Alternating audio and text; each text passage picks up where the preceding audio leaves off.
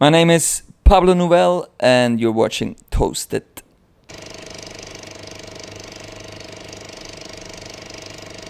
Welcome to ADE. Thank you. Is it important for you? Because, I mean, this is maybe a weird question, but I think you're probably the odd one out here tonight. I am, yes, actually, and I know, but I get so much love by the whole team here at Armada that it's good to be the odd one. Everybody knows Armada as a trance label. And suddenly, like these small, maybe I should say, huge diamonds shine amongst the artists that they normally have. And I think you're one of them. I think your record is outstanding. I think it doesn't fit in with normal trance music.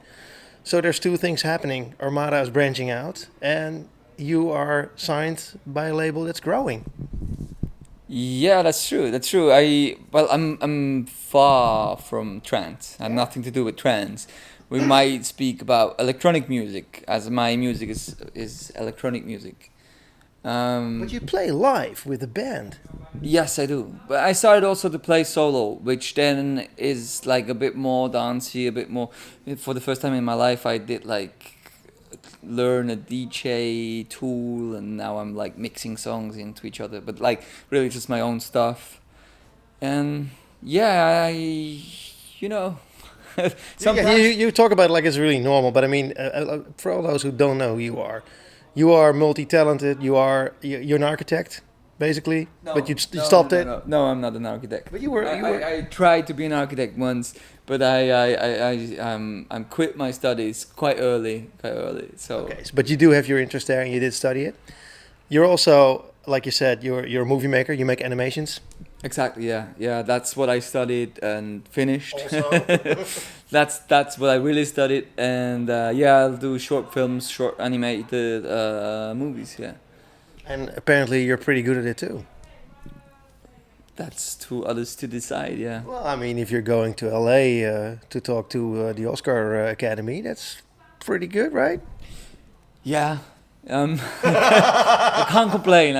No, Can you talk about this at all? Maybe it's a secret. I don't know. But I mean, of course, this is being a journalist, something I have to talk about. Yeah, no, it's not a secret. It's like there are like several stages you have to take if you want to go into the run for an Oscar, and you have to like either you're like an American filmmaker and you have your short film put in front of another film and it's shown in the cinemas in LA.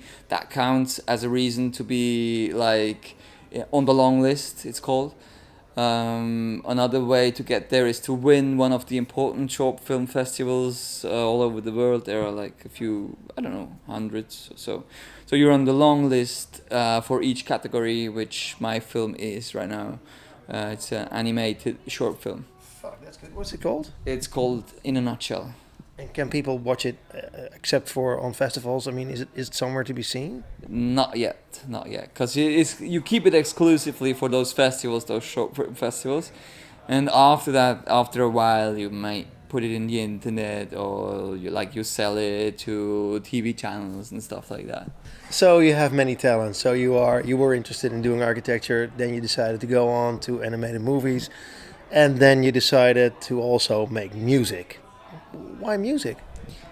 Music was always there. Music was. I'm not from an artistic family or anything, but I was always the kid, the annoying kid doing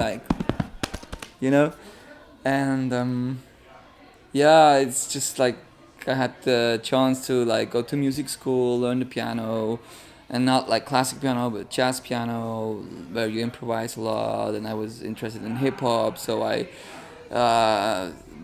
Got all my money over years to buy the first MPC 2000 and make my own beats and stuff like that. So it was always there. It was. But you're making a quick jump here. So you're going from jazz, piano, to electronic music, which is, I think, a giant leap, actually. It was hip hop in between, jazz, hip hop, electronic music. And I read that WuTang Clan especially was a big influence to you. And I mean, to me, I like WuTang Clan. I think basically I do think they made too many records though, but and too many lineups changes for apparent reasons. But and of course they're genius. But I mean, why was it so important for you? the thing why they were important was actually because they gave me the possibility to make a step back, because I was like not, as I said, not growing up in like a big musical family which you have like the soul vinyl collection around your ears when you're like this tall. So I had to learn from the hip hop samples like Wu-Tang that actually there's a whole history and a whole genre behind it. So that opened the door for me to get to all those soul and R&B heroes from the 60s and 70s. So that was why, and that brought me to the soul music. And but as I was a child of my time, I always was into everything else that was going on, and then I just like tried to mix it all You together. you are from a small town in Switzerland, somewhere in the neighborhood of Bern. It's rare for a Swiss artist to leave the country culturally. I mean, but your music has been picked up by BBC Six, and well, it's here. It's signed by Armada. It's a rare thing. It is, yeah, and I think it will get more and more uncommon to be rare, because there are a lot of amazing artists coming out of the country. It's getting more and more global, the scene, and it's not a burden anymore as it was like 10 years ago, I think. Yeah. And after all, it's in your mind. It's, you have to like reach out. I really forced it. I went out of that golden cage of Switzerland, because it can be very comfortable in Switzerland. You have warm food and free beers if you play a show. And It's clean. It's clean, and it's well paid, and you can have your safe job next to your music career. And if you leave all that aside, and if you really like push for it and try for it, which I did, then you can make it. Hey, enough about Switzerland. Amazing album. I think you did. What I read, and I think this is well put. Your debut album is homemade, and it was meticulous work. Do you agree, actually? I'm not sure if I can agree on this. Because that was after my studies. I finished my studies, and I could somehow sneak into a little studio. Actually, it was not a studio at all. It was like just a room with a broken window. And I was with an oven there. And I just really felt the need to focus on music. And I tried to go in all the directions, tried to make very big commercial sounds and everything. And next to all this, I made that like little project just for myself with those soul samples, and really just what do I want to listen to, and what is like the most deepest to my heart, without trying to please anyone. And everything else failed.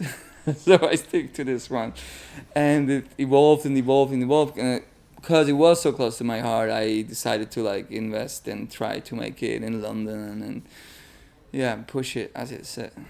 I asked this because there are so many layers in the music, and you can keep listening to it again and again and again, and you will find new stuff that suddenly strikes you. I wrote down all kind of details, and we'll go through that soon. But I think it's probably the only time in your career that you actually do have the time, and you don't have any pressure whatsoever to record an album like this. That's probably right. Yeah, because it changed. I'm at a Dutch label now. I had the press, and you feel like a certain pressure.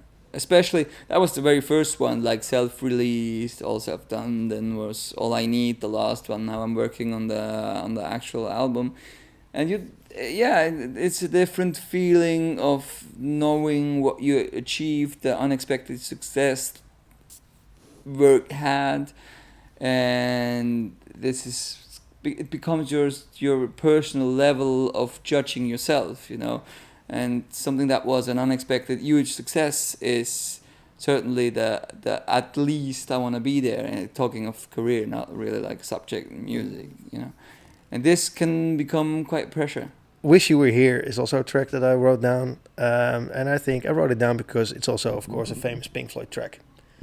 And if I'm not an artist, but if I was an artist, I would want to be original, and I wouldn't want to make it any track, maybe even referencing something that a big band did. But you probably thought, fuck it, this is great. I thought, not fuck it, that is great. I thought, fuck it, it's so far from Pink Floyd, I can do it.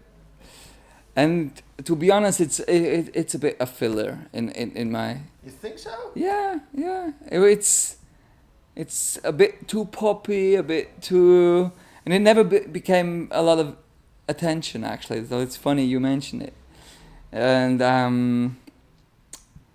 it's also a song who made a huge journey. I wrote it with Kidnap Kid in London, with some samples he had from a previous session. Then I took it to London again, actually, and wrote with Dan Douglas, amazing writer who is now playing the drums on Liam Gallagher's. No way. Yeah. Cool. And he actually wrote on his album. He's an amazing guy. So he wrote the new lyrics and sang it. But as he is a writer more than an artist, he didn't want to be on the record, and I ended up to having my own drummer, who is a singer as well, singing it. So yeah, it was quite a journey. But you did have a lot of time to make this music.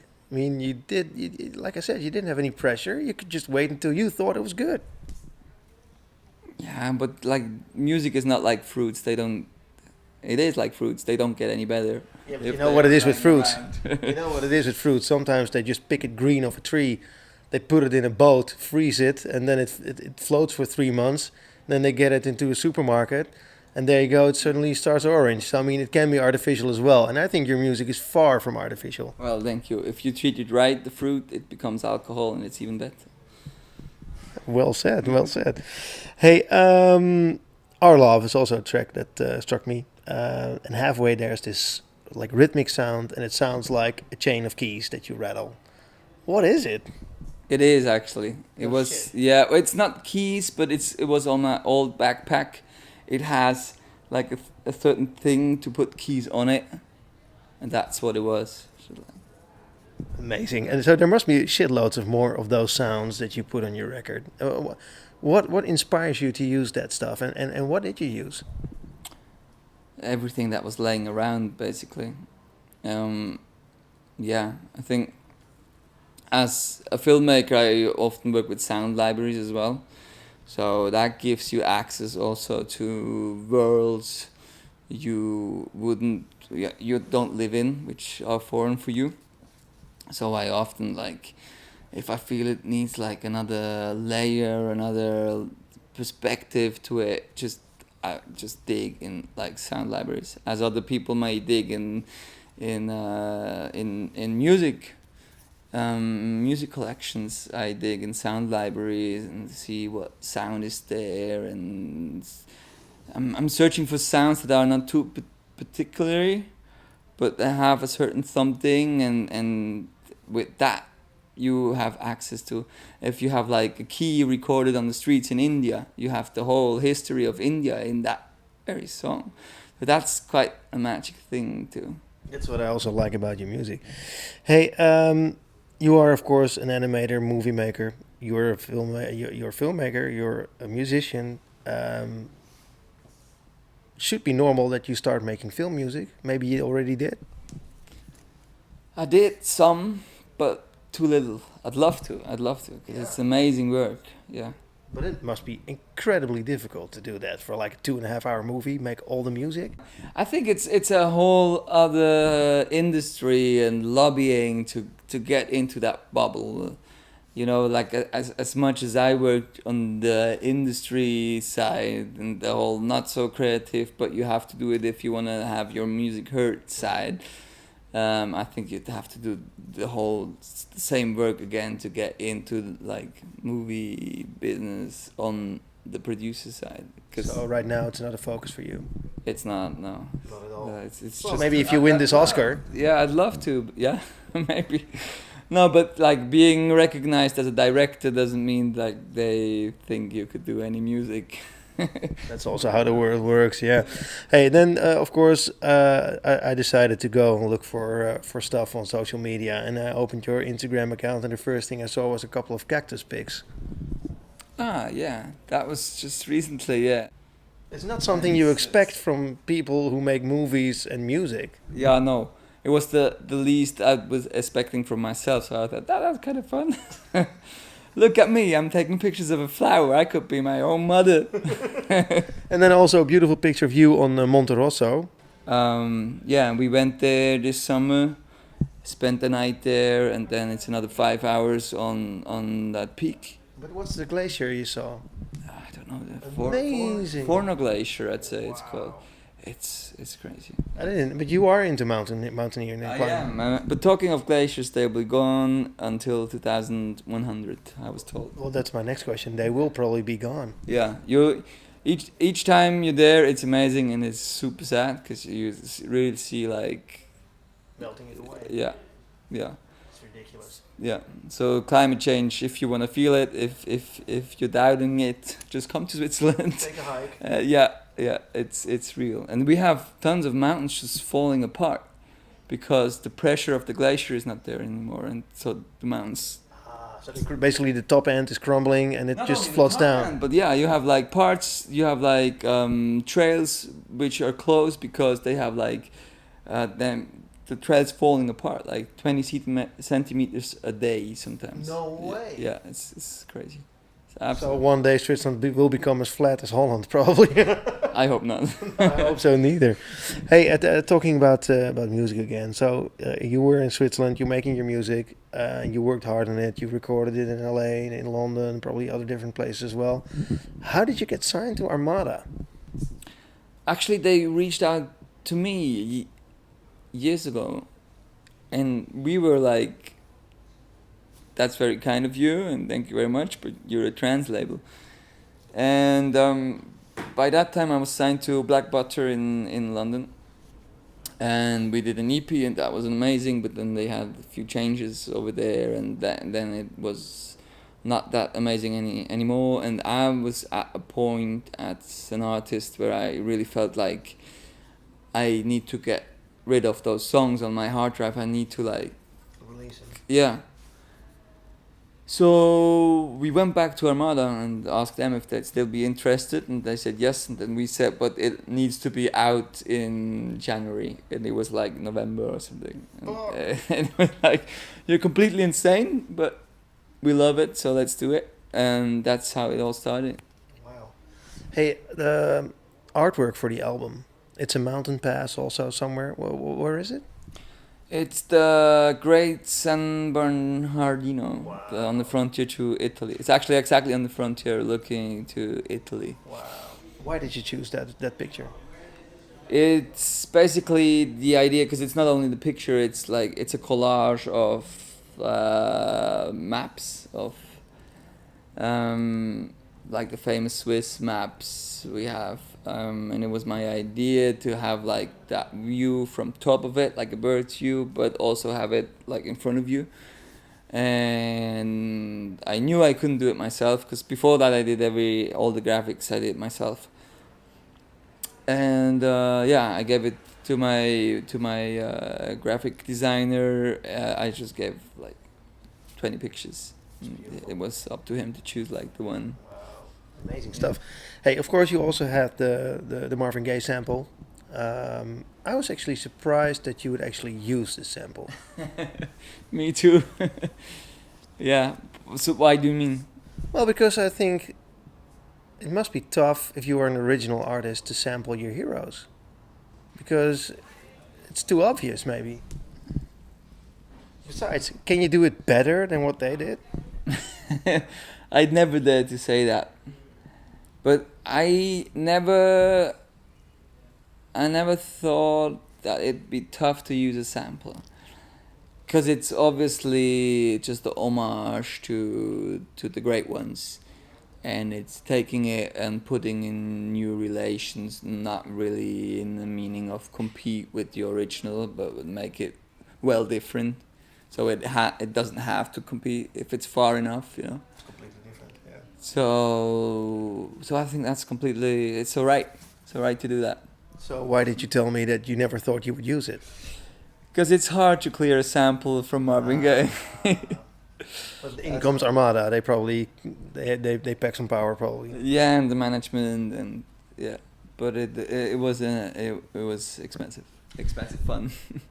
It's I mean, for art's sake, it's well spent, I think. Yeah, for me it was super important. For me it was clearly.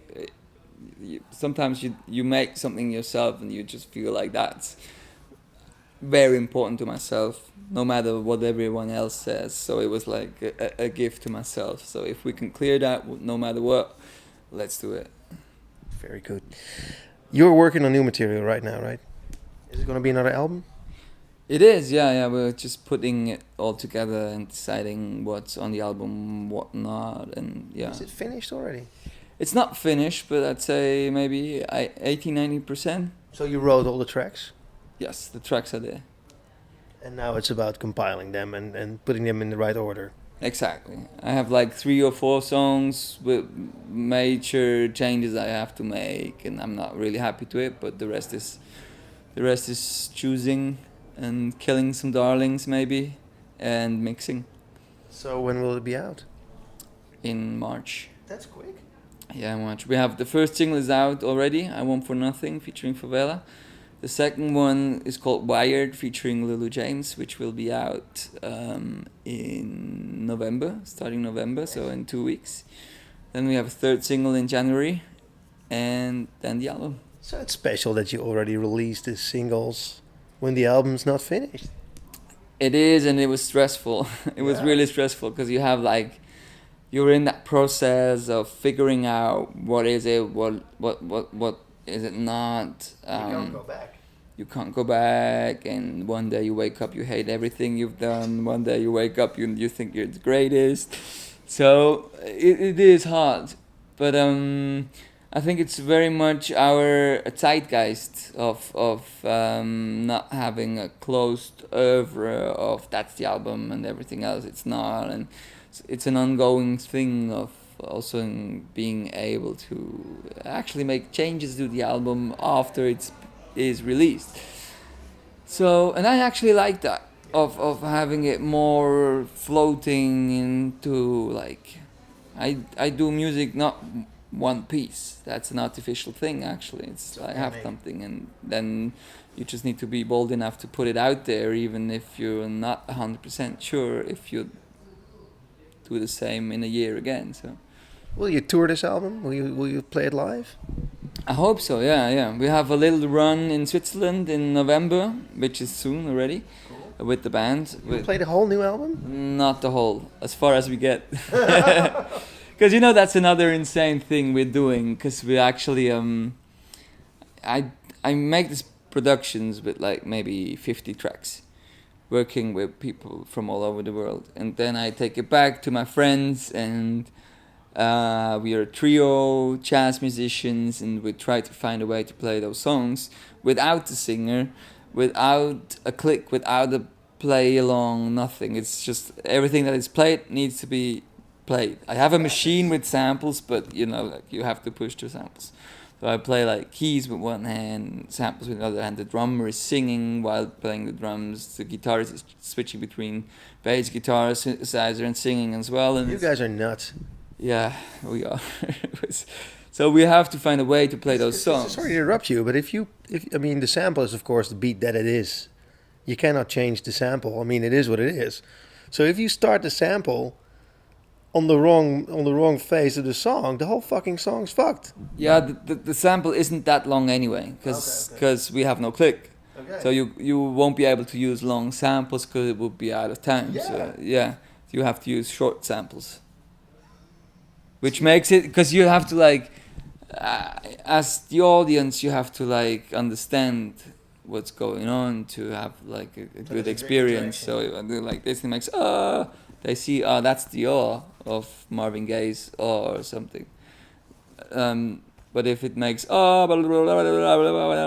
I keep doing anything, it loses that intimate and close experience. So you really want to interact with your audience.